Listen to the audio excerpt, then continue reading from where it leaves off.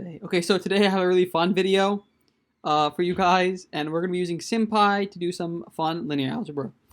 And I'm going to first import SymPy using asterisk so I don't have to use SP before everything. And then this is from SymPy. I'm going to do init printing for some nice LaTeX display.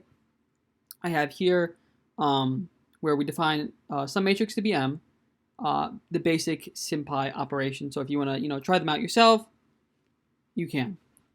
Maybe you don't want to watch this video. I hope you do, but okay. So here is basically a quick review of linear algebra, some introduction to it. So you have some linear system of equations. You can stick it in an augmented matrix, and then you can also split that augmented matrix into some matrix M, some R vector that will yield you K. So if you want to check out and pause the video and look at this review real quick, go right ahead, but we're going to start. So we have A, and we want to find the row-reduced echelon form of A, as well as the transpose. So let's do A.RREF and parentheses, and then we're going to enter. So it returns for you a list, and it gives you the row-reduced echelon form, which is this, as well as the pivot columns. All right, so we have 0, the first pivot column, which is right here, then 1, and then 3.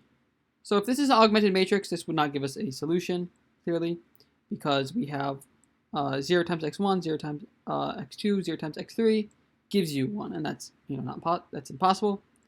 So let us now compute the transpose. So we're going to do A.transpose, enter, and that gives you the transpose of the matrix A. So we're going to move on now. We're going to do now, we want to compute the row-reduced echelon form of matrix M and the rank of matrix M, as well as the null space. So let's do M.RREF again, and then we're going to get, again, the row-reduced echelon form and the pivot columns. Now let's do M.null space, and it's going to give us a vector. It's going to give us a list, because you can have more than one vector that if you multiply it by the matrix, gives you the 0 vector. So let's take the first value in the list, right? Take 0. And we're going to say M.null. M.null vec is equal to that. And now we're going to take this vector and times it by M just to see if this gives us the null space, or the 0 vector, sorry. And it does. All right, so that's again why SymPy is very nice. You can just quickly try things, make sure your computations were correct. So we're going to now move on to the rank. So we're going to see what is a rank of the matrix M. M.rank, oops, and it's 3. Now if we look at these all together, you can correlate the rank to the number of pivot columns, right? So we have 3 linear independent pivot columns. So again, let's move on.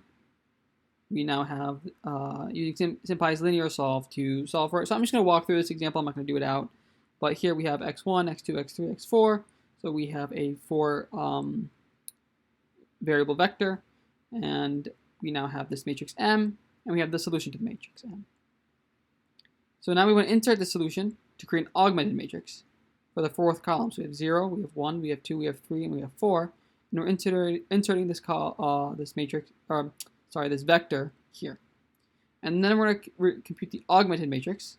So we're going to display the augmented matrix. And then we're going to display the reduced echelon form of the matrix. And we're only going to take the first value of the list out, because that's all I'm worried about.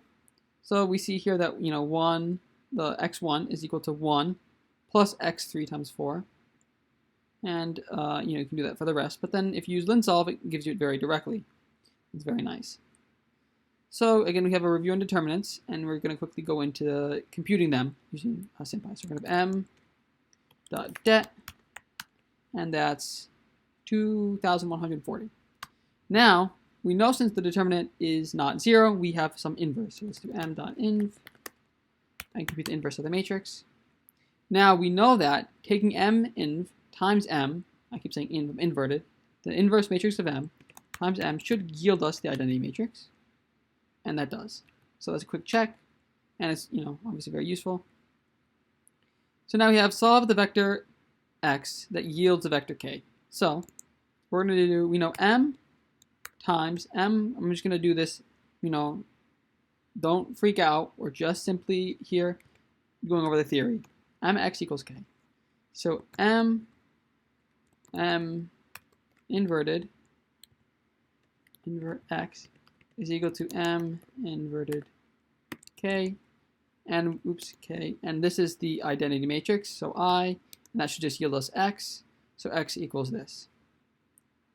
Okay, so let's leave this in that, and we're going to simply do that. So we're going to say m inverted is equal to m dot inv, oops, and then we're going to say I'm very sorry times k, and that gives us that vector. So let's see if we let x equal that and times it by m, we get k,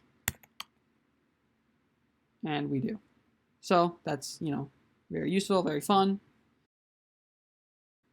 Okay, so for this last part, I want to get into basically, this is basically using variables to compute, you know, inverse matrices and stuff like that. If you want to copy this and use it, I'm not really going to get into it, but this is basically the Lorenz transformation, and we computed the inverse Lorenz transformation. Basically, this is very complicated. One of these, a bunch of these terms simplify to one, and you'll see that you get the inverse Lorenz transformation. So I'll leave that as an exercise for you guys to do if you're curious or whatever. But I hope this video was useful. Please come back for some more fun with Gus in math and physics. Thank you guys for watching. You guys have a great day.